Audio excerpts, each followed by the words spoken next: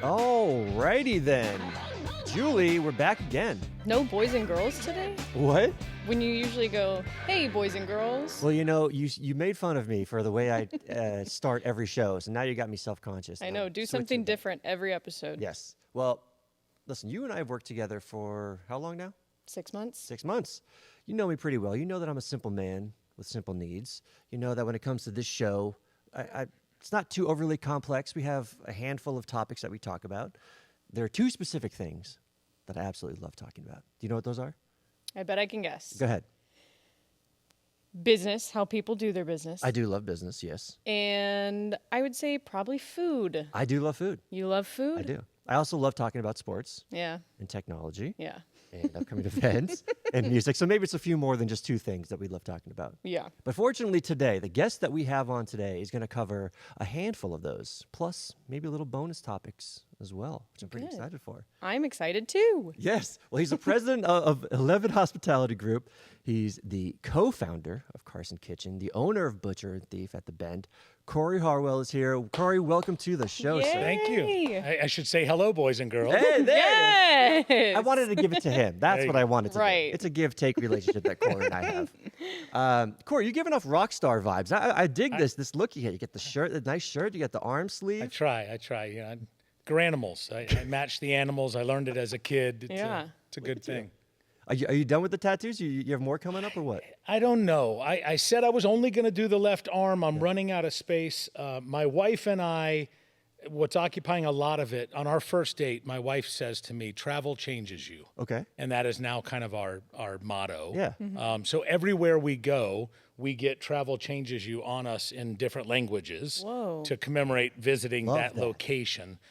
So I think I'm going to end up having to find another body part or two. You know, leg sleeves are really cool. Yeah, You could do leg yeah. sleeves. Let's see those legs, Cory. Episode 2. That's right. We'll save that for when you come back. Well, listen, you obviously are very well established, not only in just the hospitality industry, but here in Vegas. But I want to learn a little bit more about your history before we talk about all the successes that you have and the ups and downs that you have. So you got started as a dishwasher, but you lied about your age to get the job. Is that true? I did. It's funny because you just watched a recent podcast that I was on because I think that's the first time I had admitted that. Yes. I believe you had to be 16 to have a work permit in the state of Georgia at the time. And it wasn't my first job under 16, but it was the first one I had lied about to get. I had worked at it was called Jimmy's Superette. I was unboxing, stacking shelves and breaking down boxes when I was like 14 years old. But Jimmy paid me under the table. We won't tell anyone about that. We'll keep that between us and Jimmy. The IRS is coming after you now. Jimmy's long gone, so good luck, IRS. Jimmy had a good run. Yeah. God bless Jimmy. Do you feel like there's a strong connection between starting off at, I don't want to say the lowest of the low when it comes to the rankings, because obviously dishwasher and back of the house is very important, but starting off where you're getting your hands dirty and you're in the thick of it and you're getting dirty dishes thrown at you and all that, do you think that's crucial to where you are today? Do you feel like starting at that point is crucial for you? I do, and I think for a couple reasons. I think it gives you the knowledge base that you need to run all the positions in a restaurant. But most importantly, I think it enables you a greater depth of leadership over the people that work alongside you, because you've done everything you're asking them to do. Yes. There's not this, like I did a brief stint in the military after high school so that I could pay for college.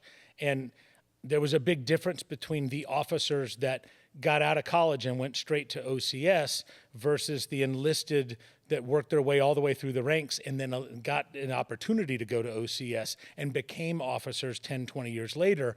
The respect level was just significantly different. And I think that translates very well to our business. I know on a Friday night when I walk into the dish room, there's nothing that they're doing or dealing with that I haven't done or dealt with. Gives me a greater empathy for them during their job, and I think it enables them to respect me a little bit more that I've done it all. I've cut my teeth properly. I didn't just walk in and mommy or daddy wrote me a check for a restaurant. Well said. I don't think we've ever had a guest on that had a situation where like mommy and daddy wrote me a check for it. No, I don't guest that think we've so had on has either. really started from the bottom and worked their way up to where they are. Well, and even in the reverse too, like even, I've never been high up in any kind of hospitality or food and beverage business, but even as a server, when I had known that the owner of that restaurant had been where I am, I respected them more too. Sure. Oh, absolutely. Yeah, I was more willing to take critiques. Good. And all too often, I think our business, our industry attracts people very quickly, very easily. So you get a lot of people wanting to own restaurants, wanting to own bars because they think it's exciting, it's glamorous. There's so much good parts to it. They don't know the bad sides of it, and there's very little barrier to entry to get into the restaurant or bar business. If you got a checkbook with some zeros behind it, you can get in. I mean, it's that easy. So I think people do have a greater amount of respect for people that came up through the ranks that really earned their stripes. Well said. I always say this, I've said this multiple times on the show. I feel like everybody should at least one time in their life work in the hospitality or food service industry. Oh, absolutely. For sure. Just to, whether it's out of respect for, understanding what these people are going through with the guests that they have come in, or just a different experience that you get to, I've worked in the service industry for a good portion of my life, and it was some of the best years. I met the best people, created incredible relationships, learned a lot about business, learned a lot about, even in the marketing side, learned a lot about what people are attracted to or what engages them. And I wouldn't have known as much as I did. You learn about being a part of a team. Yes. There's a different level of camaraderie in our industry, and some people call it incestuous, which it can be. But yeah, I agree with you. Everybody should have to work. I've often said people should have to work in the hospitality industry, and everyone should have to live in New York City for at least a year. Oh, I like that. What did you learn about living in New York? Because you're not from New York, but you Not from. I'm from a small town in Georgia, about an hour north of Atlanta. Was it Woodstock? It was Woodstock. Hey, look at and which Woodstock is now considered a suburb of Atlanta, but we were significantly north back in the late 70s, early 80s. Sure. Now it is, very much a part of it.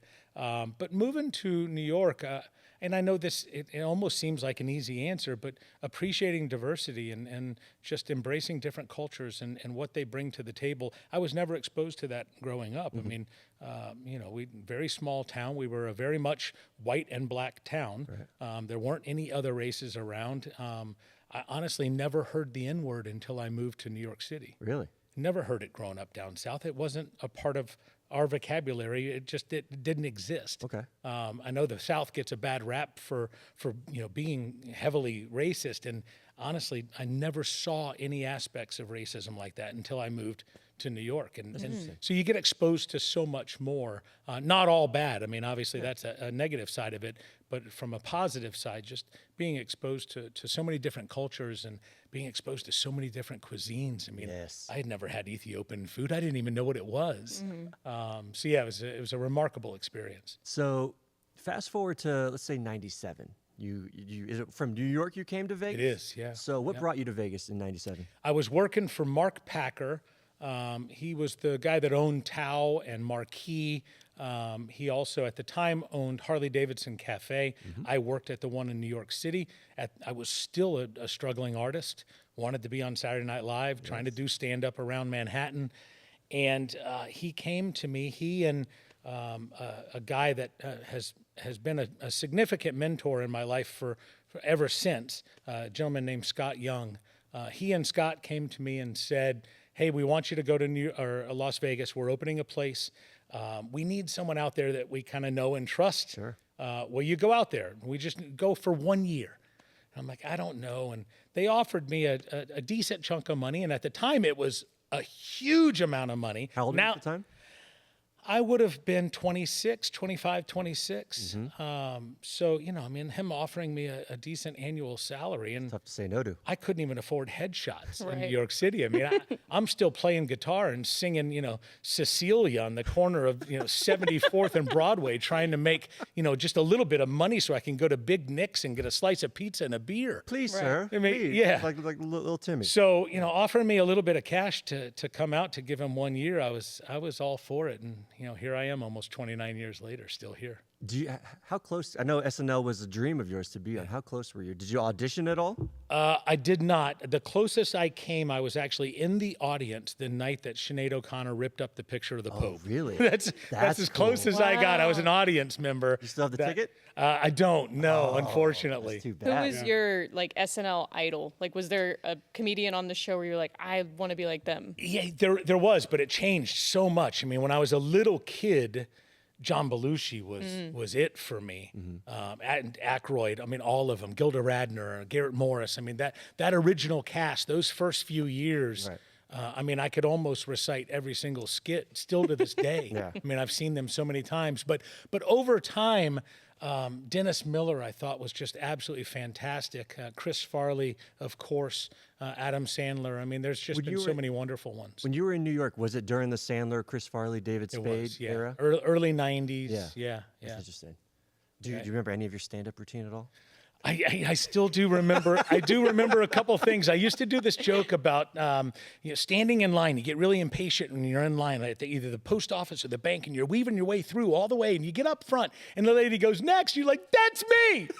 Like if you, I'm next, and if you like being next, you can stay next. You let the person behind you go in front of you. You're still next. Let me tell you something. It's been 30 years since I still told got that joke. I got almost got it. I think I stepped on it a little bit, Listen, but yeah. You made her snort. Whenever she There you laughs go. and I like snorts, that's that. usually a good thing. No, that's funny. That means you're funny. That's I have never heard that joke before. That is a good one. That's because you weren't in New York at the That's right. comedy clubs. I know, you're right. Should have been. Wasn't born yet. That's okay. That's okay.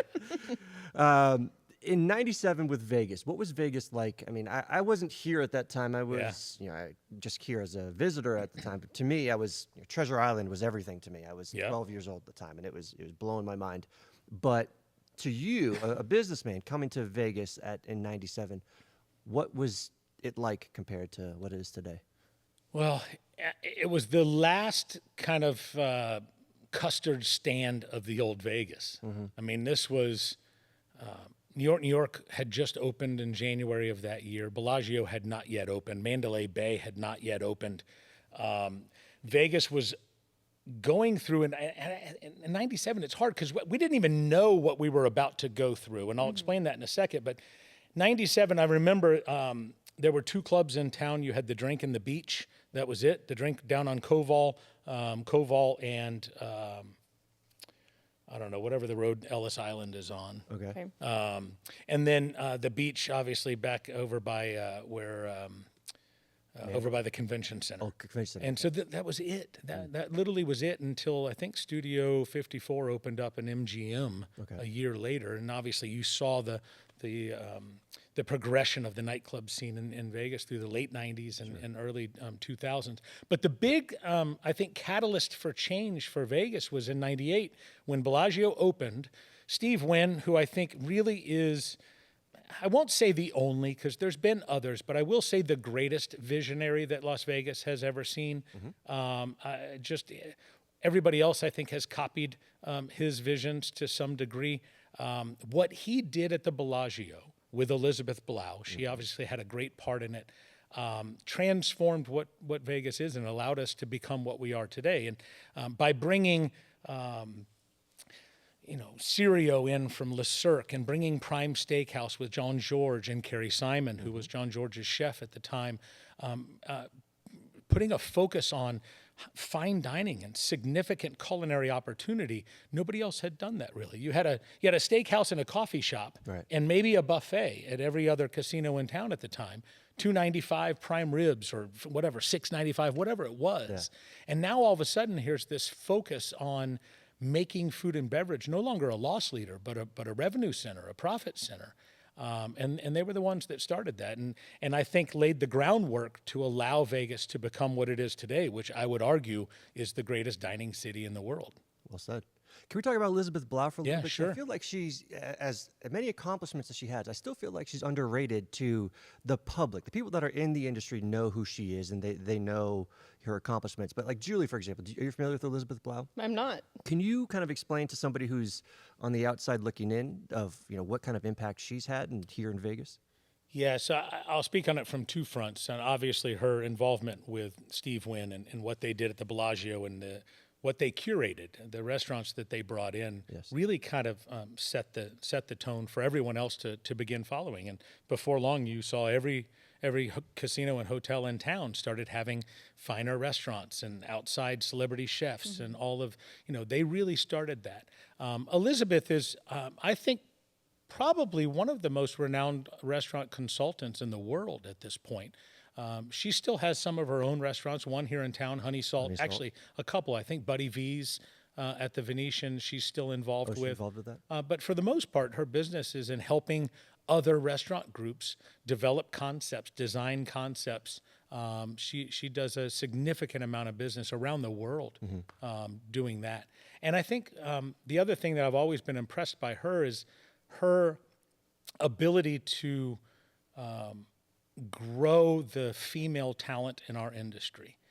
She's put so much focus on that, and I know right now she and Jolene Menina, who's another big food and beverage name here in town, they have this women's collective where they really focus on developing female leaders in the restaurant and hotel spaces, and they do a phenomenal job at that. And so hats off to Elizabeth and the role she's played in making Vegas what it is, and she was instrumental in we were kind of connected, that 6 degrees of Kevin Bacon, if you will.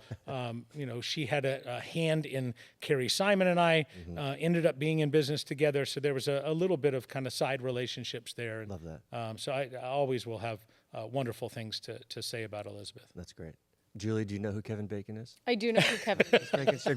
Every now and then I gotta check in with her to see if what we're talking about is beyond her expertise. See, I do feel like my parents were born in the 50s. Yep. But I was adopted, so I was born in the late 90s. So I feel like I have a good range of cultural decades. Yeah, listen, we're working on the music scene with her. We're working, introducing her to. Listen, smooth jazz, I've got it. Zeppelin. 80s rock, I'm out.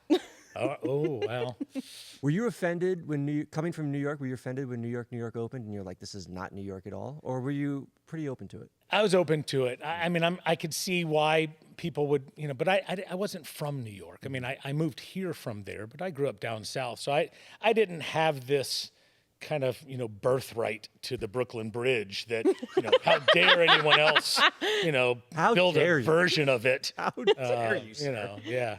So you've had your hand in, obviously, the corporate side of food and hospitality because you worked your way up to VP of Food and Beverage for MGM while here in Vegas. At New York. At New York, That's son right. of a gun. That's right. So you've had a good balance between corporate and then the independent side of it. This is kind of a two-parter. What can you take away? What did you learn from the corporate side that you wouldn't learn from the independent side, and vice versa? What would you learn from the independent side you wouldn't learn from corporate? I mean, the biggest thing on corporate side, and I'll talk about the things that I liked and then one specific thing that I didn't like. Yeah, please. The building of a culture and building of a team, the importance of working together. Nobody does it like corporate America. I mean, if you want to go learn that, then go into that environment and learn it. Conversely, though, the politics involved with that can be choking. I would never want to go back into that environment again, just because I'm not a yes man, and so it pains me to have to nod and go along when I disagree with something. And fortunately, right now I don't have to do that. We were joking this weekend with me and some family, and they had asked about what would I do if I wasn't doing what I'm doing now, and I said, it's hard to even consider that because I would be a terrible employee today. I'd be horrible after being on my own for 15, 17 years, however long it's been now. I couldn't go work for anyone else. So it's either this or I'm homeless Joe down on the corner, I guess. Doing stand-up. You still got your stand-up. Still got it. I'll back. tell that joke 27 times in a row. I don't need new jokes. I just need a new audience. Yep. What about from the independent side? That something that you learned from the independent side that you wouldn't learn from the just the freedom, the ability of doing what we want to do, and I don't answer to any bean counters, and I don't have a CFO. I intentionally don't have one in my company. We kind of have an outside, CPA that helps us, et cetera. But I don't want somebody in the company that's making decisions that's solely financially based. And I have that freedom now. We make decisions based on people and product, and ultimately, if we focus on those two things, the profits will be there. And so I don't want anyone impeding the focus on that. Why'd you leave MGM? I had an opportunity. It's that entrepreneur bug that kind of eats at you, and it had been there. Bigger. It had been there for 6 months or a year. I'd already been contemplating a couple opportunities. I had already formed an LLC. My first company was called Uber Hospitality Group. Before Uber, thank God that didn't work out, because that had been a massive legal battle. They'd have been in huge trouble. Brutal. But my president of the hotel at the time, Cindy Kaiser Murphy, who I'm still very good friends with. In fact, she was in Butcher and Thief, just a month ago. Yeah. She came to me, and MGM was going through multiple rounds of layoffs as a result of that kind of 07, 08 financial crisis with the housing, the mortgage crisis that was happening, all of that. That was a hard time. We were in round number 2. She came to me on like a Friday and said, "Hey, I'm going to need two more names by Monday." And I went home that weekend and came back in on Monday, and I said, "I'm going to give you one name." And she goes, "Well, I need 2. I said, "Well, hear me out." I said, "Instead of laying off 2 other salaries, you're going to lay me off. You're not going to replace me. You'll operate without me for a while, and I'm going to go do my own thing." It's a ballsy move. Some people would call it stupid. I like that you chose ballsy. I appreciate that. It's a matter of respect. It could have gone either way. Yeah. I mean, listen, I within a year, I had my first restaurant open, a little tiny place called Caña, which means sugar cane. It was a little cevicheria and tiraditos, kind of a South American thing, which if I opened today, we would crush it. But the timing was horrible then. It was right upstairs next to Blue Martini, right across from their bar. And I lost everything within 15 months. Every dollar I had saved up. What went wrong? It really was just a timing thing, and I think we made a bunch of mistakes. We were severely undercapitalized, which is the death of most restaurants. Sure. Most restaurants, they talk about the lifespan of restaurants being so shallow. I mean, most restaurants don't make it to a year. Very few ever make it to 5. And I'm really convinced that it's not conceptual. It's not menu. It's not. I mean, it could be a combination of some of those things. But the biggest factor is they're just always undercapitalized. We don't have enough money to become consistent, to grow, to build the business. And when you have, there's a neighbor to ours at Butcher and Thief that, they opened up after we did, and they're already closed. It's awful. In less than 6 months. And so, and if you talk to him, the owner, he'll tell you, I just didn't have enough money to give it a long enough run. I need a longer runway. Very rarely are you going to open in this business and hit a home run at your first at bat. You got to go up and take a few swings. So you got to give yourself time to do that. My dad, at that point in your life, my dad was on a very similar career trajectory. Is also in the restaurant business. Do you remember Bertolini's? It was in the Forum Shops. Absolutely, yeah. It was under Lombardi Group and all that. My dad was like president or vice president of the company, and he helped open their restaurant, and he was pretty much based out of that restaurant in the 90s. And very similar. He left this corporate gig, went to New Jersey and opened up his own shop. And I loved it as a 12, 13-year-old kid. It was fantastic. I get all this free food. Free pizza, right? Get everything you need. It's great. And unfortunately, after a year, maybe a year and a half, it closed down. And I know it was tough for him at the time, but I still today ask him more questions about why it didn't work than the successes that he did have. And obviously, is it because you ate all the pizza? It's because I ate all the pizza.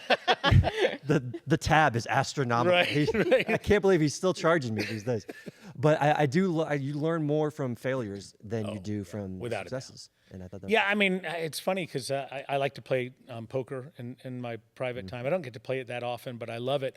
And I was laughing not too long ago because poker players are notorious for, they'll know every bad beat they've ever had. Yes. They'll rarely remember the big hands that they won. And so I think you do learn a lot more from failure than you do from success. Well said. So with the failure of that one, I know one thing that you've talked about before is a dish that you really loved there that was Yeah. not able to save the business, but you brought it over to Carson Kitchen, which I think it's called Killer Shrimp. It is. Right? It wasn't Yeah. at the time. It was just called Crispy Shrimp back then. And Kerry Simon, there's a guy here in town, was a music producer, has done a bunch of stuff, named Seth Udoff. And Seth was really good friends with Kerry and friends with me. And so Seth called me up. He says, hey, do you know who Kerry Simon is? Oh, absolutely. He says, well, I'm going to bring him in for dinner tonight. And so Seth was the one that actually introduced me to Kerry. Gosh, this would have been in 2010 is my guess, maybe 09. I kind of forget the exact date. And then Kerry came back a number of times after that, and this was a dish that he especially loved. How did it feel seeing it be so successful at Carson Kitchen when it wasn't at the original place? Well, so he told me, when I told him I wanted to put it on the menu when we were finalizing Carson Kitchen, he just had this kind of little twinkle in his eye. And it was almost this kind of, I can not like an I told you so, but it wasn't an I told you so, but it was like, I knew this was, I'm glad you finally got to this. Like, it's a great dish still to this day. It's a fantastic dish. And I still swear by Kanya, if I opened it tomorrow in the same maybe not the same location, because I think Town Square might be a bit cursed. But if I took that concept and put it in the right spot, I think we would absolutely crush it today. It was just bad timing and a very young owner who needed to learn a lot more before he did it. Is it okay if we dive into Kerry Simon a little bit? Please.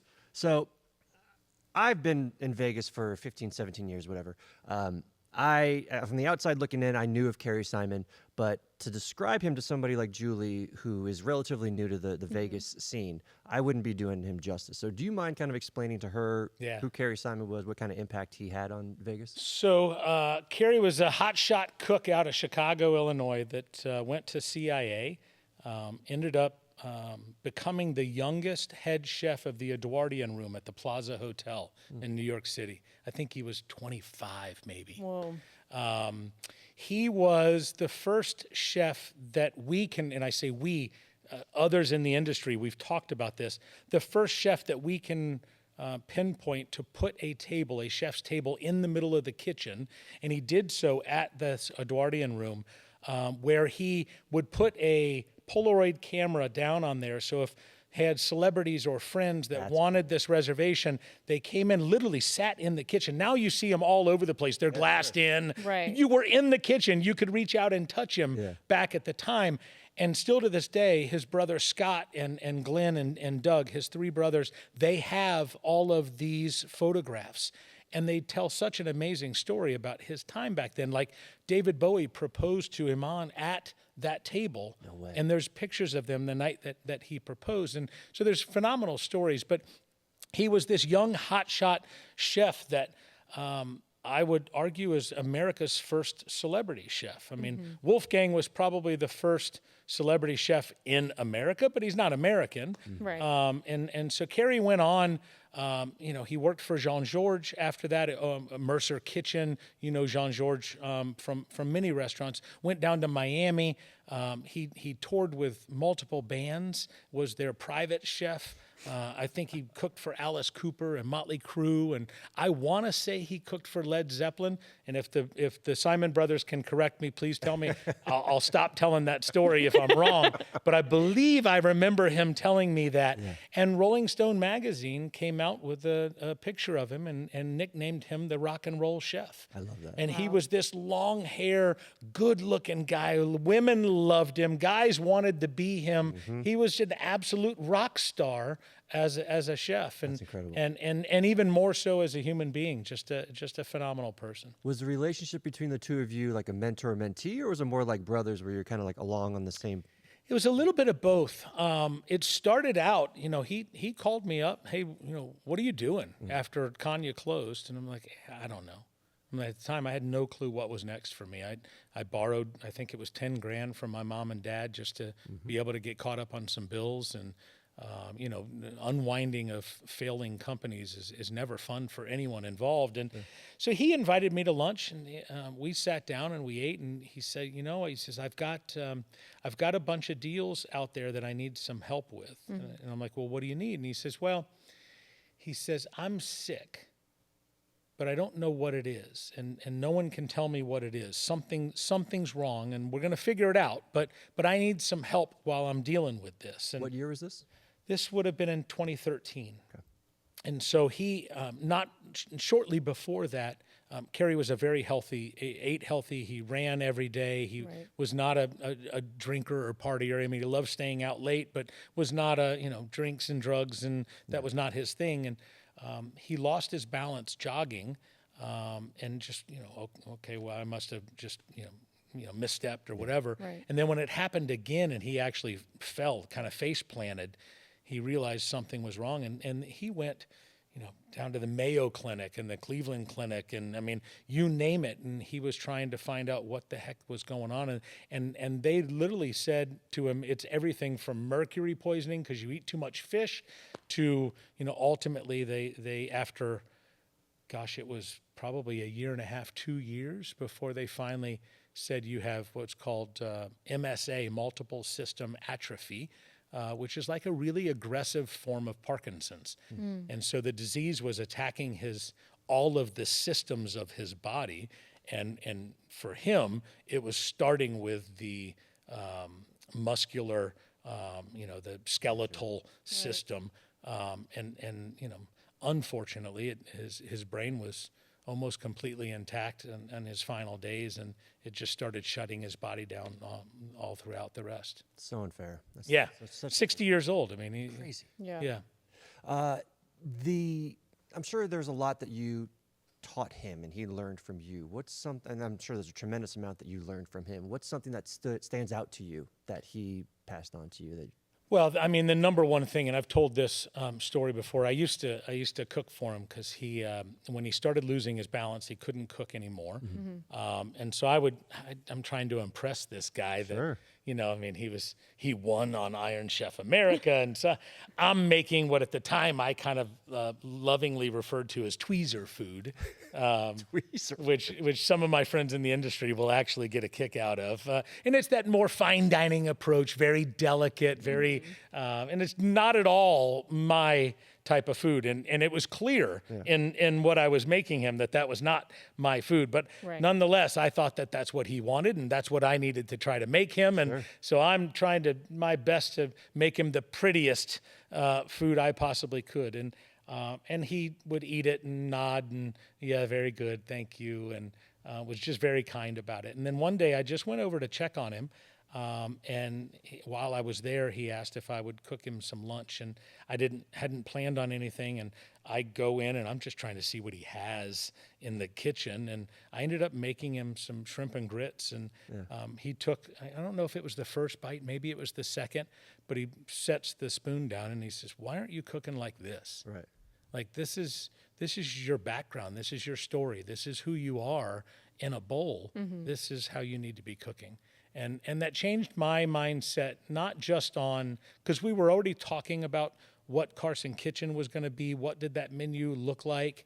At this time, Carson's wasn't open yet. Not yet. Yeah, it was literally wasn't even called Carson Kitchen yet. It was still called Carson's Table. Was the original name that he had for it, and I ended up changing it to Carson Kitchen. But it was that bit of advice that I think helped me greatly in the kitchen. Yeah. But even more than that, helped me just personally. Just quit trying to be something that I'm not. Just go out and be yourself. And I think it has now allowed me to succeed in so many more ways than just in business. Julie, have you been to Carson's Kitchen yet? I have not.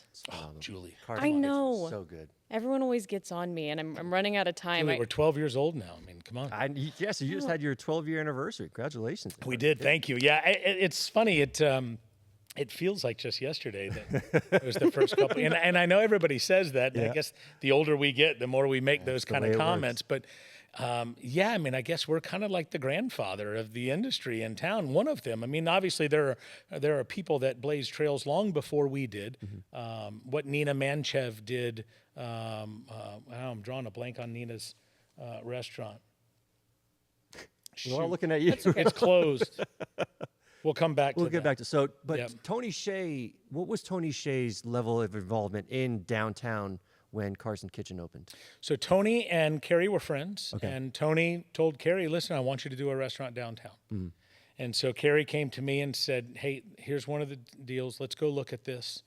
And we went down. The deal hadn't yet been struck. The ultimate deal, Tony funded the whole thing. Right. He wrote the check. He built the whole place, and then basically handed us keys and said, here, make it successful. Yeah. But our first visit down to the John E. Carson building involved spraying off human feces off of the front door so that we could walk in. Are you talking I mean, to the vision that it took to look at this building, which was completely dilapidated, I mean, just completely run down, and to look at it and say, okay, not just physically I can put a restaurant in here, Right. but I can make one work Right. here. It took a lot of vision. It was not mine. It was Kerry and Tony. Sure. And I bought in shortly thereafter. It was harder for me to see it. Once it went from Carson's table, which was going to be this kind of go for a Michelin star, maybe a ticket price per seat, fine dining.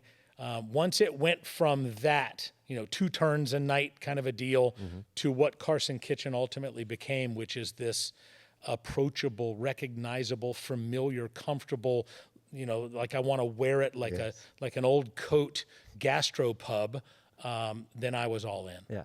Does it bother you when people say Carson's Kitchen as opposed to Carson? It used to. Yeah. It did. It used to. I used to correct them, and I'm like, quit being a dick. Let them say whatever they want. There are bigger problems. Yeah, in this world exactly. than worrying about singular, At least they're Carson. talking about it. Exactly. Also, to interrupt, Nina Manchev, Forte Forte, Tapas. that's it. Sorry, Nina. I had a Thank you, brain Julie. fart there. But listen, Nina was open years before any of the rest of us tried to do an independent restaurant off strip. Yeah. And she was doing, guest chef dinners at Forte with, John Courtney and all these, great chefs that were going and doing dinners there. And so hats off to what Nina did. I always try to pay a little respect to the people that paved the roads for us to do what we did. Yeah. And then I know we then came and repaved them and allowed a whole lot of people to come behind us. Well said.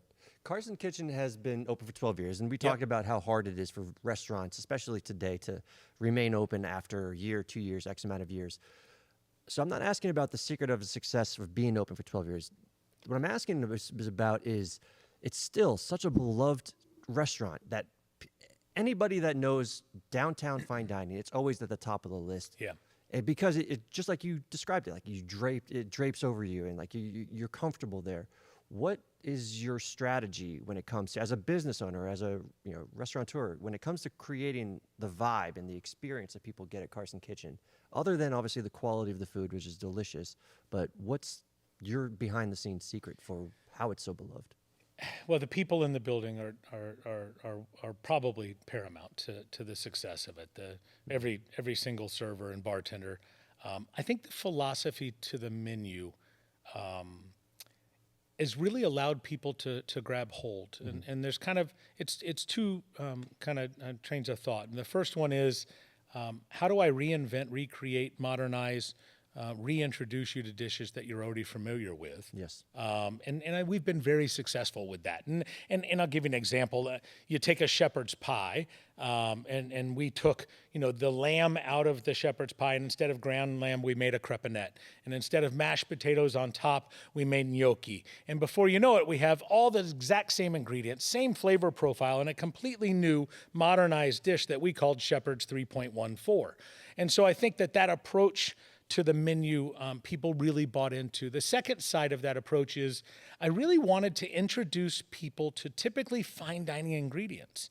And this came from Kerry. The Kerry was the first kind of big name chef to leave the Bellagio, the Prime Steakhouse, the big restaurant, and go do an independent restaurant and serve meatloaf and mashed potatoes and mac and cheese and fried chicken and, just taking that fine dining approach to comfort food. And so I took that mindset of what he accomplished with Simon Kitchen and Bar, And I added back the old fine dining, the foie gras, the caviars, the rabbits, all of that stuff that we've been successful in introducing people to at Carson Kitchen. And we almost trick you into eating it. People are like, oh, I don't know about caviar, but if I put it on a deviled egg, it's just a deviled egg. Gotcha. It just happens to gotcha, Gotcha. exactly. And then before you know it, I mean, we were kind of benefit of the time because social media was really, Wasn't what it is booming.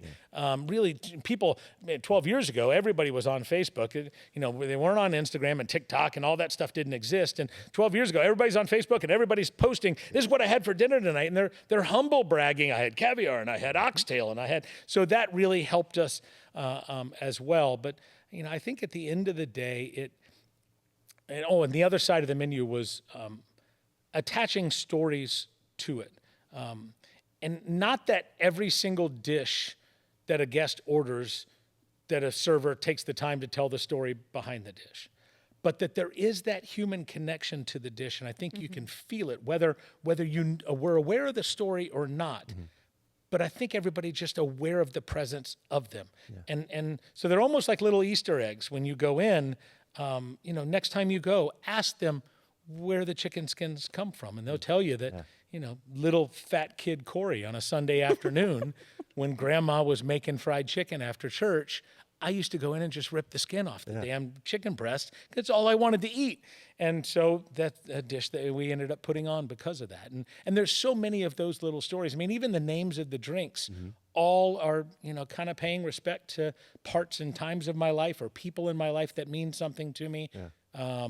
That really was the restaurant that, and I kind of subscribe to this mindset and everywhere, all of my restaurants, but this one really embraced it much more than anything else, which is I just don't think there's a single greater way of connecting with another human being than by sharing food and drink. It's what we do in every aspect of our lives. Yeah. The things we celebrate, commemorate, even the stuff that we mourn. Were you a fat little kid? I was a little fat Were you? kid. Yeah. I refuse to believe that. Yeah. Well, my brother, I swear that my brother was really skinny, which made me look fatter. So it's really, all relative. Wayne, it's your fault, skinny little dick. Classic Wayne. That's so Wayne. What a dick. You recently, so your newer venture that you have, Butcher and Thief, you recently had to create a brand new menu for this. Yeah. And you kind of touched on this a little bit with this last question, with last answer. But when it comes to building a menu, what's your approach to it? Well, it's a great question. And I think it depends on situation. There are times, I think, when an author has a title and overarching story of a book in mind and starts to write, and then the characters are born from that writing. Sure. And I think there are other times when the characters are the first thought and the story is written around them. And I think a menu is very similar to that. Butcher and Thief, the menu... It wasn't as difficult as Carson Kitchen because we weren't trying to reinvent the wheel. Right. We were just trying to make the wheel more affordable. So it was a little bit easier to do. Now, granted, we still wanted to take our approach to the food. I think food needs to be opinionated. If you don't like it, I want you to hate it. Sure. I'd rather that dish piss you off than for you to just say, it was okay. So, because I think at least you'll know we tried. We tried to do something different with it. So I don't want just the plain, boring mac and cheese that you can find at every other steakhouse, or plain, boring mashed potatoes, or any number of the other kind of obligatory steakhouse dishes. So to that end, we put a lot of thought and intention into it. But the menu really is a classic American menu. Our hook, if you will, is I want to give you that classic American steakhouse without you bitching and moaning about the price tag on your way home. Yeah. Yeah, that's one of the reasons, like, me and my husband, we have never been to a steakhouse together. We've been together for 6 years, and it's because we're like, well, we want a good steak, but why are we going to go spend $300 between the two of us? Yeah. So, yeah, I agree with your philosophy on that. And listen, Vegas has some fantastic steakhouses, and I am friends with many of the owners of them, and I love what they do. But unfortunately, every time you go to a lot of these high-end places, I end up saying the same thing. It was wonderful until the bill came. Yes. And then you look at it and you're like, ooh, it just wasn't that good, was it? So does this kind of lead you to what Butcher and Thief became? Yeah. So Butcher and Thief really was kind of born out of that void in our industry. I miss the days of that local neighborhood steakhouse that you would go to on a Friday night. And nowadays, the steakhouses in most cities, and it's not just Las Vegas. This is not a dig on Vegas. This is everywhere in America. Most steakhouses are, it's a corporate card event, or it's a celebratory, we're doing a birthday or an anniversary, or somebody graduated from med school, or whatever it is. And, even if you can afford it. I mean, my wife and I do fairly well. We're not looking to drop $400 on a random Tuesday night for dinner. Right. And that's where Butcher and Thief really came from. And then the real challenge was, well, how can I offer a comparable experience with less money, at less cost? And we were fortunate and being technique driven in our approach to the steaks kind of saved us there. We sous vide everything. So I bring in a choice quality product instead of a prime. Only 5% of meat is prime grade, so you can understand why that meat is so expensive today. So we intentionally bring in a choice, probably half the price of the prime meat. We sous vide it all to 105 degrees. We then hard sear on a 800 degree flat top. And then let it rest, hit it with tallow butter, and then finish on an open flame. And at the end of the day, the vast majority of the customer would never know the difference between our steaks and one that's twice as much money across the street. That sounds. I'm starving. Well, let's go. Let's go. What are you doing? I'm going there for happy hour today. Honestly, I got a birthday party I'm going to. I love that. I did have a question that's not on our list because it just popped into my mind. And maybe the name refers to a parable or something I'm not familiar with. Okay. But when you're talking about, it's almost like there is a sense of thievery to a lot of steakhouses. Oh. Is that perhaps where the name Butcher and Thief came from? It is not, but I like it. You son of a gun. I like it. So obviously everyone knows what a butcher is. The thief is a tool used in winemaking. Let me back up. Steaks are not the only thing that have become incredibly high priced. Wine also has. I mean, you're hard pressed to find a good bottle of wine for less than $100 anywhere here in town.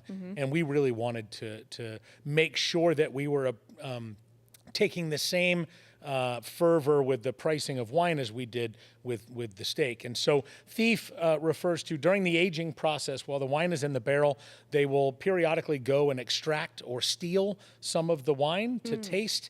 And they're looking for structure. They're looking for any bacteria that may be present in the wine. There's any number of reasons why they're doing that. But that is called a wine thief. And it's almost like a turkey baster. It's a long glass tube that they will stick in the side of the barrel, and they'll steal some of the wine. Hence Butcher and Thief. Son of a bitch. Look at that. But I like where you were Look going. At you, Julie. Bunch of thieves out there. Highway robbery in the steakhouses. I think my friends might not like me saying that too much. Sorry, I didn't mean it either. No, that's okay. That's okay. So you're 6 months in with Butcher and Thief at the Bend. Being that you're keeping things as reasonably priced. Yeah. How are you able to make a profit off of that? Like, what's your sourcing strategy when it comes to finding the food? So we have wonderful vendors that we're working with. But like I said, the fact that we're bringing in a little bit of a lesser product at a significantly lesser price than the prime, our margins are about the same as theirs. That's great.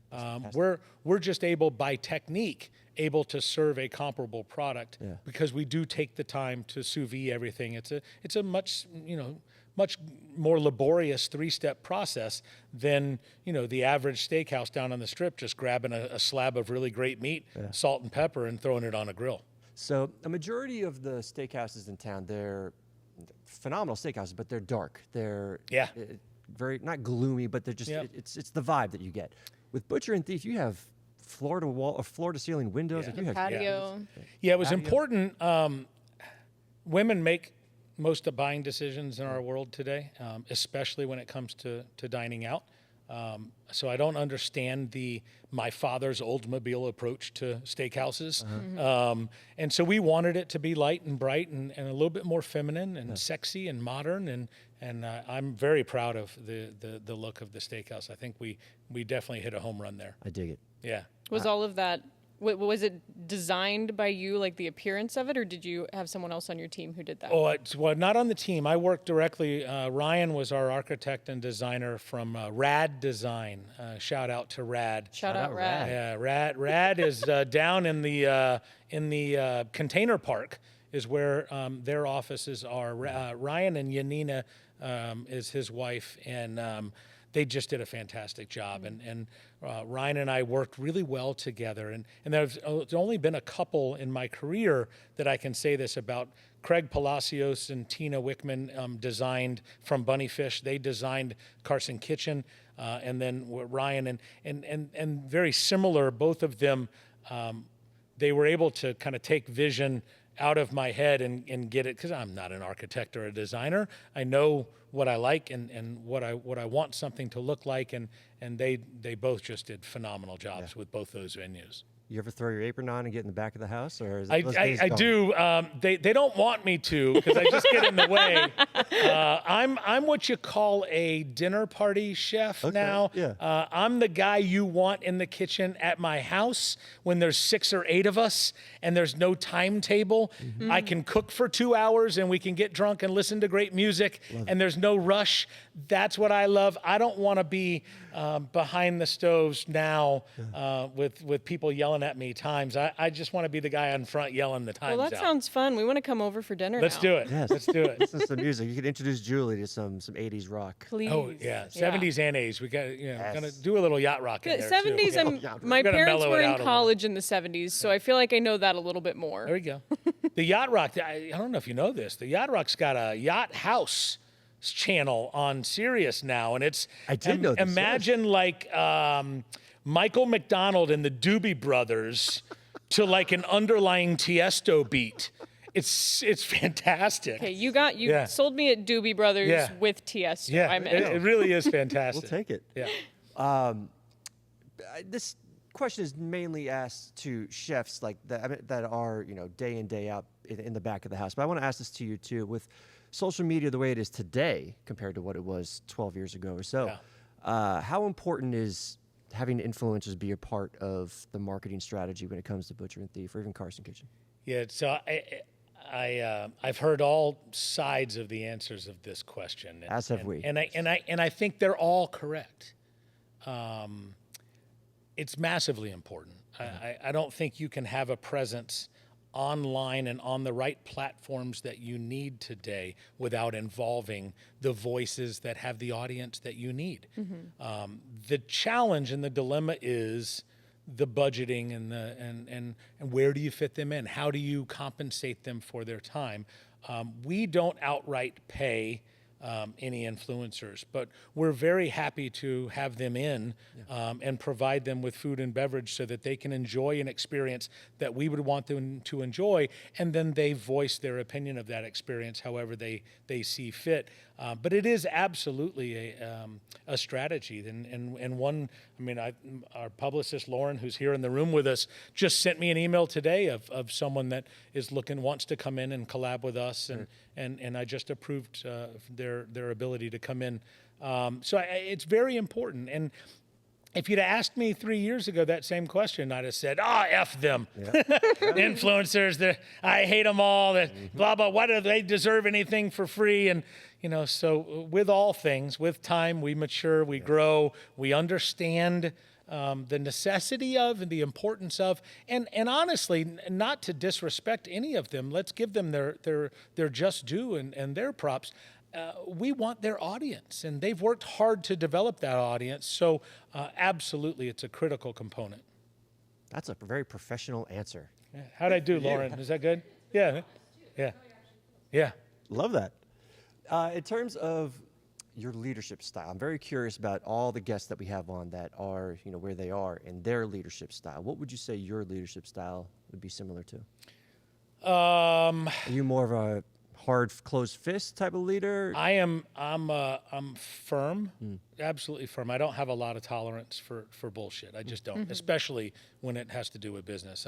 I want to have as much fun as anyone else, but when in business, it's time for business. And Right. so I don't.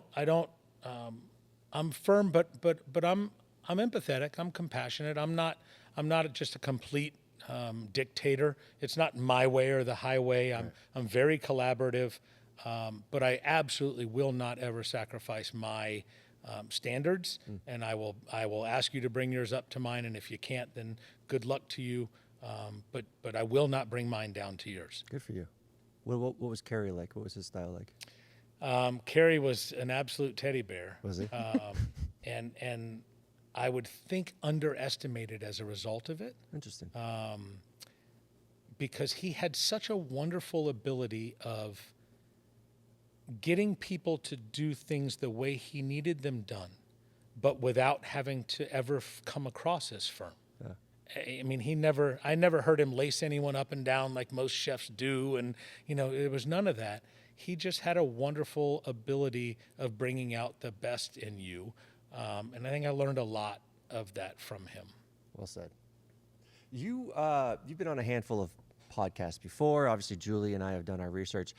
It's been 95% Julie doing the research. Look at that face that she's giving me. I wasn't going to correct you this time. I know, thank you. I mean, she didn't go to Carson Kitchen to research, but, Okay, in my defense, and I know that I'm running out of time to use this excuse. Here we go. I've been in Vegas less than a year. You're running out of time to use that. When is the year? Yeah. The end of July. All right, she has till the end of July, I Lauren. have until the end of July. I'm even going to buy the dinner. I just want her to go down and enjoy it. I do want to go. Okay, there you go. No excuses. There's no excuse. I'll message y'all. You've been on a handful of podcasts before. One of the things that we have here in our notes is you said that most interview questions are bullshit. Do you still feel that way? I do. Yeah. Not this kind of interview. Good. The interview I'm talking about is when I'm interviewing staff, potential employees, team members. Right. Most of those questions are bullshit. Okay. If you were a flavor of ice cream, what flavor would you be? I mean, for fuck's sake.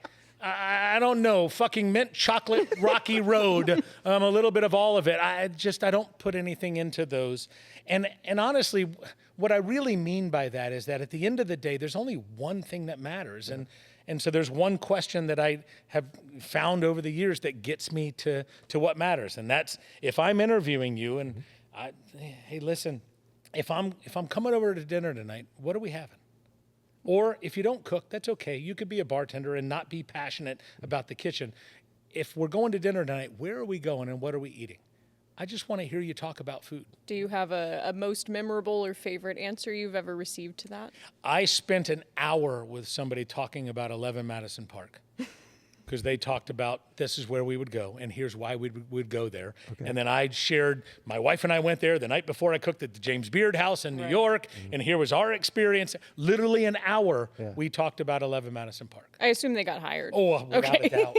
Without a doubt. Yes. Yeah. What's that? I said I would hope so. Yeah. Yeah. Oh, yeah. And all I'm looking for is, do you get excited? Does your voice raise a little bit? Do you get a little passionate talking about what you're going to cook me or what restaurant you want to take us to? What are we going to eat? Because if you don't, I can't do anything with you. I can't teach you the ability of getting excited to talk about food. And that leads to the guest experience. Correct. Yeah. Because I've often said I can teach you everything there is to know about this business. I can teach you how to cook. I can teach you how to do numbers. I can teach you all of that. I can't teach you to give a damn.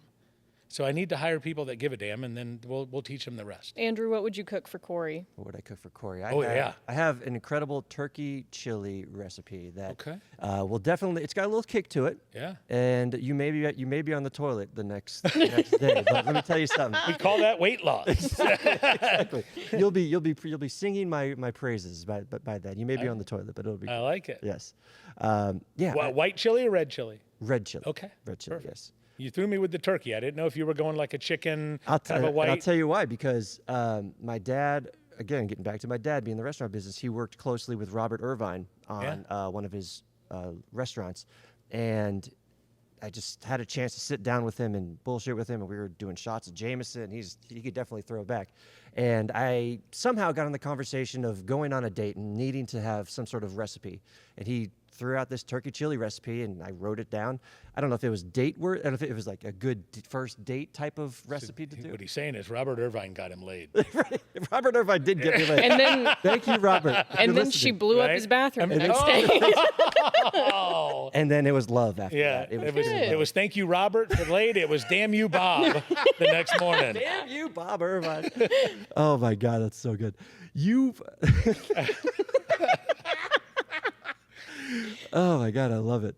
All right, Julie, where were we on these notes here? We're jumping around, but I know, we're jumping around. I want to talk about you cooked at a James Beard house for a Las Vegas themed event. Is that Yeah, true? yeah. Can you tell us a little bit about that? Yeah, so it's actually kind of funny. I was represented by a different publicist at the time, and I had gone to her and said, you know, I have this idea. I want to go to the James Beard house. Let's call them, and I want to do a Vegas dinner. Sure. With other like chefs, like some of our other independent chefs around town. And she kind of giggled and said, you should go talk to Brian Howard from Sparrow and Wolf. And evidently Brian had a very similar idea. So I called Brian and I'm like, hey, I had this thought, and shared it with him, and he laughed and he goes, I'm thinking the same thing. Let's put something together. And so we went, and it was Nicole Bresson and Gina Marinelli and Jamie Tran. It was, oh gosh, who else was there? Kai Vu was there from the old District 1 and Mordeo. I love District. There was Gary Lamorte, who's now the chef for the Raiders. Anyway, we took all these kind of Vegas neighborhood people, everybody that had kind of cut their teeth in all the big hotels and were doing their own thing. And we did, I think, what was just a phenomenal dinner. We all paired up. So there were two of us on, we each had a couple appetizers as guests would arrive. And then we each shared a course that we did. So Jamie Tran and I worked together on that. And we did a Nigerian prawn with, and I forget the name of it. She would have to tell you. It was Vietnamese, but it's essentially a Vietnamese tamale. Okay. And it was absolutely spectacular with little pumpkin fume. It was very, very good. Sounds It was good. very tweezer It's food. very tweezer. Yeah, it was very tweezer food. But I put a little soul into it. Good for you. Yeah. Julie, this next section is going to be Julie's baby, because Julie was very passionate about one of the interviews you did previously. And this is something that she's like, why didn't he ask more about it? So Julie, I did say that with it no critique to the people that you were talking about it's all this love. with. It's all love. Oh, I'm throwing them under the bus. Now whoever they were. listen, I don't know if you were just joking or if you were being honest about this book that you mentioned, but please, for the love of God, tell me about that fucking bowl of rice. Okay. Because I feel like you didn't elaborate on it, and you said bleeping. I I did. assumed that that's the other word. Yeah, it absolutely was. Well, so this goes. This is 11 Madison It Park, is right? 11 Madison Park. So I have the outline and some of the chapter titles. Remember, I told you sometime the titles come before the content. Yep. So I have it going. It's a work in progress. I don't know that it'll ever be done. Maybe Well, we'll if it see. is, I want a copy. But one of those chapters is called That Fucking Bowl of Rice. Well, what about it? So we go, my wife fell in love with a show on Netflix called 7 Days Out. Okay. And it's a documentary series that starts filming 7 days from the launch of a major event. It could be New York Fashion Week, the Kentucky Derby.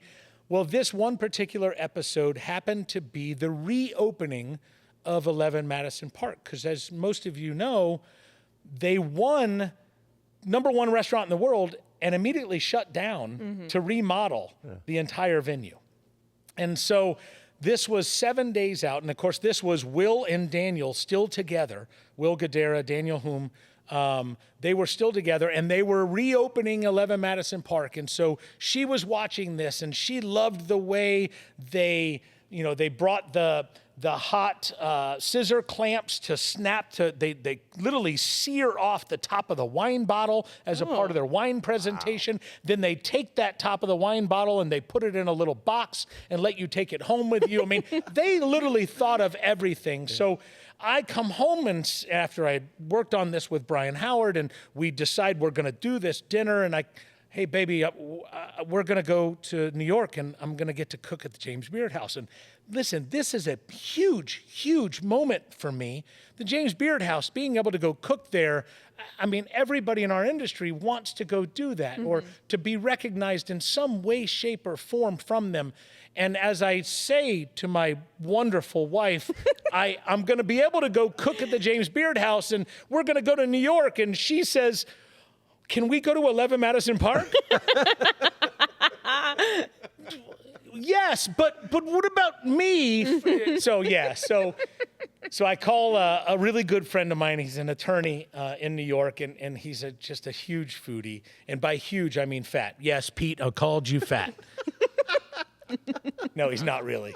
He actually ran a triathlon. But he's the fattest triathlete I've ever met in my entire life. God bless him. I mean, I don't know that I've ever known a pudgy. Can you be pudgy and complete a triathlon? I think you can. Yeah, if the Pete first did it. leg is, a mile in a bar, and then it's, 22 fast food restaurants.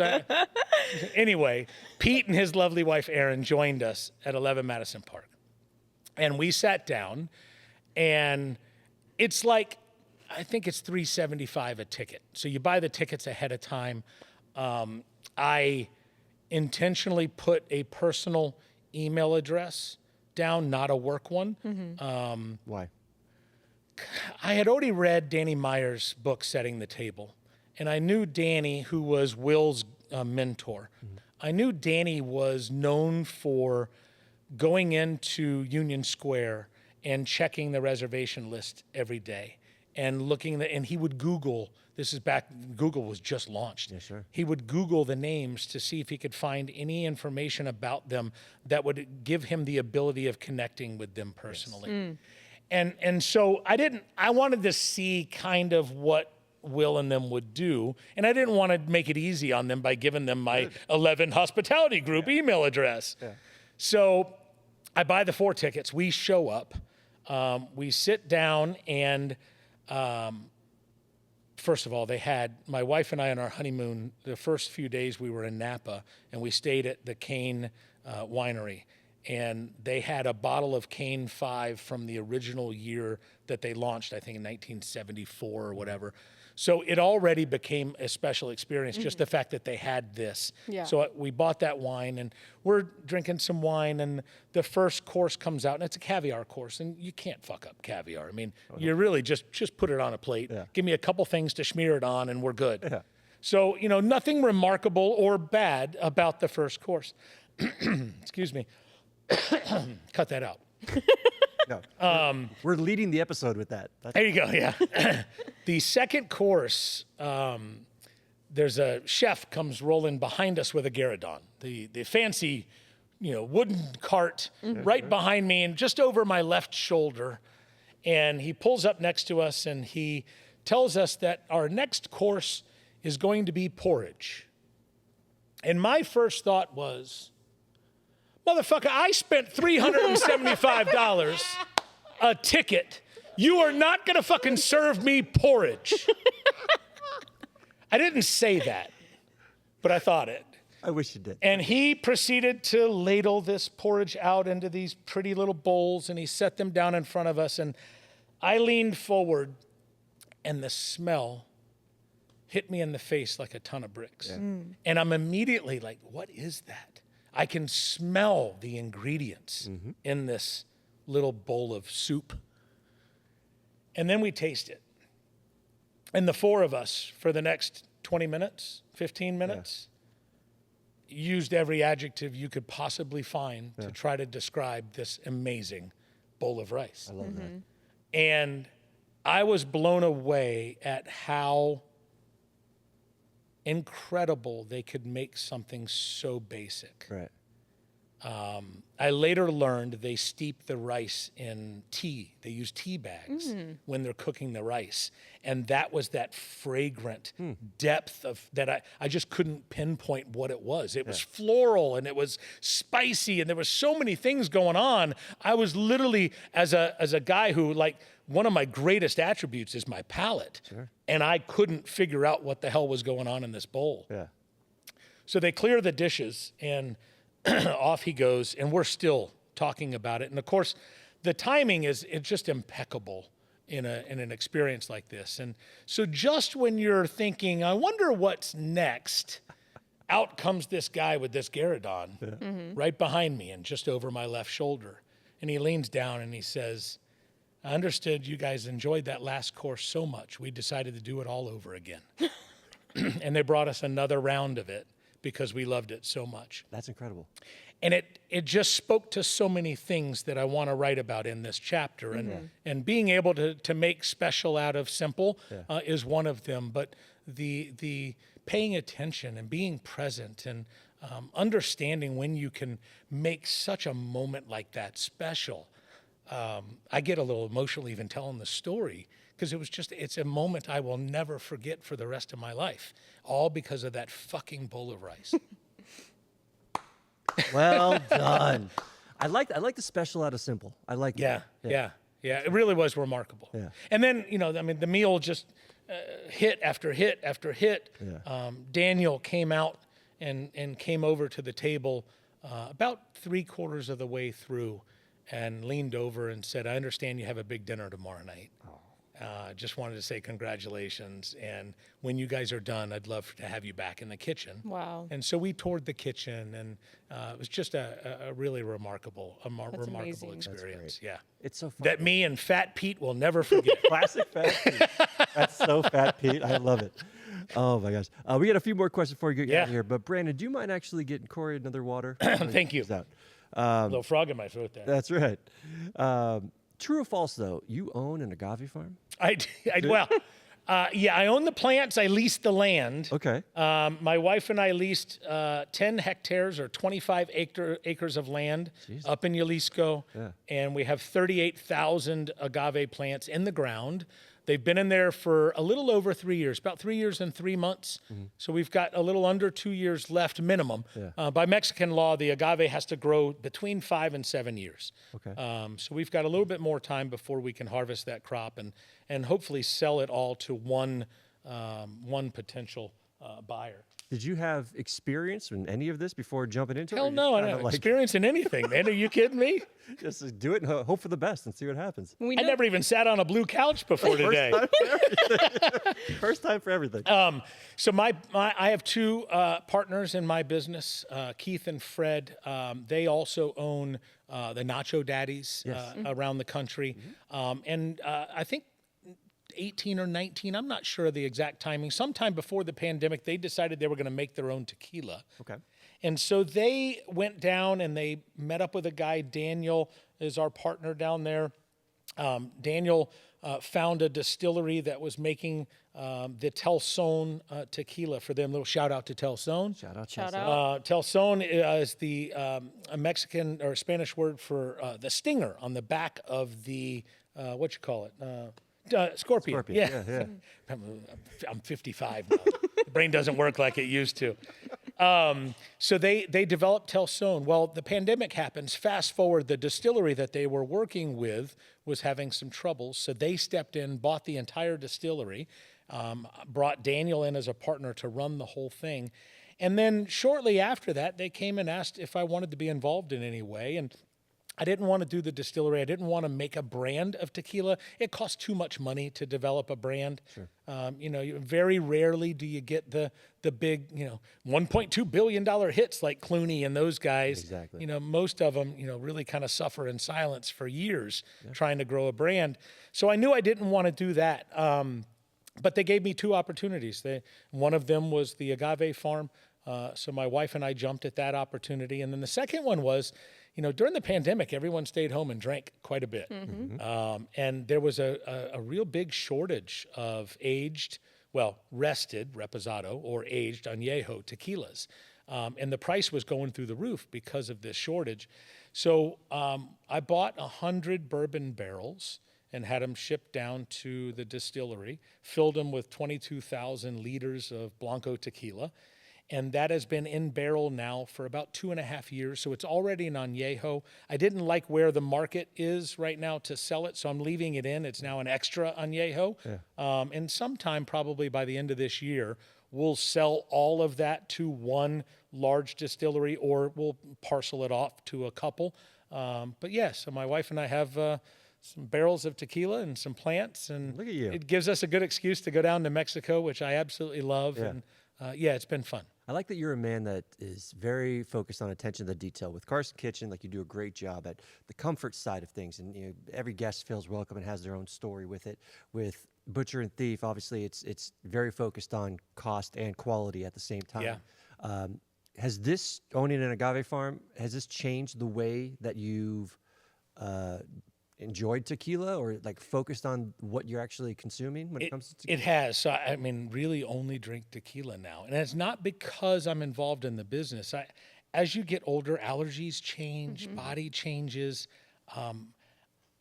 I think my biggest gripe about our industry is really a gripe about our government and what we allow our large food companies to get away with, and how much they poison us. All these people that think they have a gluten allergy, they really don't. They're irritated by the glyphosates that are on the crops, whether it's grapes or whether it's wheat. It's the pesticides that they're really irritated by. Most of those people, unless they're true celiac, most of those people could go to Europe right now and eat pasta and bread all day long and not have any problems. And so I have a huge problem with our government and our food industry because we allow that to, and ultimately we as the voting public allow it to happen. Sure. But I digress. Because of those chemicals, I struggle drinking wine and beer anymore. Really? I get really stuffed up. I mean, you give me a really hoppy, big, cloudy IPA, and I struggle breathing. Like it's labor for me. And so, as a result of it, I started drinking tequila a number of years ago, and it's really all I drink. A little tequila on one big rock with an orange peel, and I'm a happy man. Not to Any time of day, by the way. I don't know. Listen. I'm not picky. Brandon, My you dad might- said you can't drink all day if you don't start in the morning. Brandon, do you mind getting him a glass of tequila real quick too? Oh, if you have tequila, let's go. We'll be here all day. We should add a bar for our guests, just in case. For the guests. Little spot in the corner there. the Yeah, guests. little spot in the Little corner. spot. And for when we clock out. Yeah. Right? I did want to ask all the treatments and stuff that like the public should be concerned about. Is that something you pay attention to when you're sourcing for the restaurants as well, or is it harder to do We that? try to buy organic as much as we can. Obviously, it's price driven. Right. But yeah, absolutely, we pay a lot of attention to that, and we wash everything incredibly thoroughly. Yeah. And not just with water, but there are fruit and vegetable sprays that you can use to really help treat those items at home. With the restaurant that you did have that closed, what was it called again? Kanya. If you were to open it today, not at Town Square, you said you'd be successful with it. I think so, yeah. Why would you be successful? What would you do differently? I think the consumer is smarter today. I think they're more open to different types of cuisine. They weren't necessarily as smart back then. That's why I love Food Network, and I love food critics, and I love anyone that wants to write and talk about food. It just makes people smarter, and a smarter consumer wants to go spend more money on food, and so I'm all for that. I think I'm better at what I do today than I was then. I was my own worst enemy. I didn't know who I was in or out of the kitchen, and we talked about that a little bit with Kerry, and my approach to that menu, my approach to that restaurant would be a little different today. Yeah, interesting.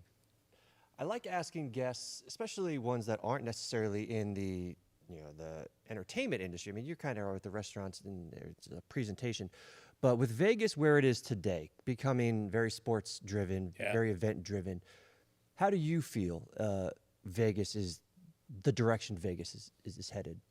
Being that you're such a significant part in the city. Yeah, I'm going to answer it two ways. I love the resilience of Las Vegas. The ability to morph, the ability to grow, the ability to attract a different customer base. There are people in town that market and strategize about that my hat is off to them. I do think we are going to encounter another price correction as we did in 08, 09. I said back then I thought we were way overpriced. I think all the parking fees and the $12 waters and all the nonsense stuff is going to be corrected again. My guess is it'll happen next year. You already see our numbers starting to decline as the casinos start to realize those declines. They'll start to wisen up a little bit. Right. And I think you see some of that. MGM's approach is a little different. I say MGM because they're the biggest in town, not because I'm picking on them, but MGM's approach today is a little different than it was even 6 months ago. Resort fees are coming down a little bit. Some of those crazy prices are coming down. Not enough yet, but they will. I think Vegas has to continue to remain to be a value proposition. There are just too many other places. We went through a massive 21 and 22 on the heels of COVID because nobody could travel anywhere else. Right. They could, but they weren't traveling overseas. There was a greater reluctance to go too far away from home. So, Vegas was the beneficiary of that. Orlando was a beneficiary of that. And everybody's trying to chase those same numbers, and I don't think they're going to be able to. Is this harder than it was in 07? Yeah, it is. It's easier and harder. I feel like I'm kind of dancing on a lot of your questions, but I see both sides of that. It is easier in a lot of ways. How so? The accessibility of product is significantly greater than it was 20 years ago. The cost of that product is better in some instances than it was. If I wanted to, for example, we talked about the crispy shrimp or killer shrimp. I had to bring those peppers. There's two Peruvian peppers, the ají amarillo and the rocoto. I brought both of those peppers in. I was finally able to order them off of Amazon to get them here at a premium. But nowadays I can get them from any vendor. So the availability is much more convenient and there. The downside today versus 07 is the human asset of the business. And I'll tell this to as many podcasts as want to listen because that's the real danger that our industry faces is there's a shortage of people that want to get in the kitchen and cook for those amount of hours and that amount of just brutal impact on your body. We've got to be able to take care of those individuals. We have to be able to pay them a wage that they deserve. I won't use the term livable wage, but a proper wage. And the amount of people, and I think I talked about this in a previous podcast, the way our kids grow up today is different than it was when we were kids. Families don't have those dinners and game nights like we did. There's too many TV channels and too many Hulus and Netflixes and all that stuff to occupy. People are on their phones 24/7. So I think that we don't allow our kids and teenagers to fall in love with food or the connection that food to human brings like we did 20, 30 years ago. And as a result, we have people that aren't as interested in our industry. Do you have kids? I do. She hates our industry for now. She'll end up in it at some point. You think so? Yeah. No, she actually works. She works with my publicist, That's fantastic. and she's loving it. She's 24. Love it. I love that for her. If she ends up coming and, hey, Dad, I want to learn the business, then great. But at the end of the day, I keep telling her, I said, listen, just go fall in love with something, and once you do, you and I will sit down and we'll figure out how to get rich at it. Blew my mind. Yeah. That's a great way of looking at it. Fall in love with something first, and then figure out how to make money. And there's always ways to make money. 100%. 1,000%. Yeah. Well, Cory, this was fucking awesome. No. This was so much fun. God. I need a tequila now. I know. Time to drink. Well, we're coming over tonight. You're making dinner. Yeah. Let's do it. I'm not going to be home tonight. Be at the restaurant. I want to hear stories. There's happy about hour at travels. Butcher and Thief today. Let's go. I'm gonna get a tattoo with what does the tattoo say again? Travel changes you. I'm gonna get a travel changes you You tattoo. should get Cory changes you. Cory changes you in different languages, just scattered all over your body. It's a little creepy. My girlfriend's gonna be like, "Who is this Cory that's Right. tattooed all over your body?" I know. Oh my God! Well, This was fun. this was so much. Thank you so much for coming on. Yeah, my Butcher and pleasure. Thief at the Bend, Carson Kitchen. Is there anything else that we need to give a shout out to? Go support your local restaurant. No matter whose it is. Get out tonight. Take your wife, your boyfriend, your significant other, your kids. Go out and enjoy a meal. Put your phones down and look at each other and laugh and tell stories and connect. You're good. Thanks. When's the book coming out? Come on now. I want to read. I'm going to write a chapter tonight. You're ready to I'm going to listen to this guy. I think I wrote some of it on this podcast, actually. If BigHead doesn't have at least part of a chapter, I'm going to be very disappointed. All right, fair enough. Okay. I think I can do a chapter. We'll do a chapter on podcasts. Yeah, we'll just have to make more stories together. That's it. That's the way to do it. I love it. Well, Cory, this is great. Thank you for coming on. Julie, any final words before we say goodbye? Yeah, shout out Fat Pete. Shout out Fat Pete. There he is. I'm going to make him listen to this. I love it. We love Fat Pete. Yeah, all of our friends are going to rag on him forever that he got so much love. God bless you. A copious or a fat amount. Catch new episodes each week and Fat Pete on HeyBigHead.com. We'll see you then.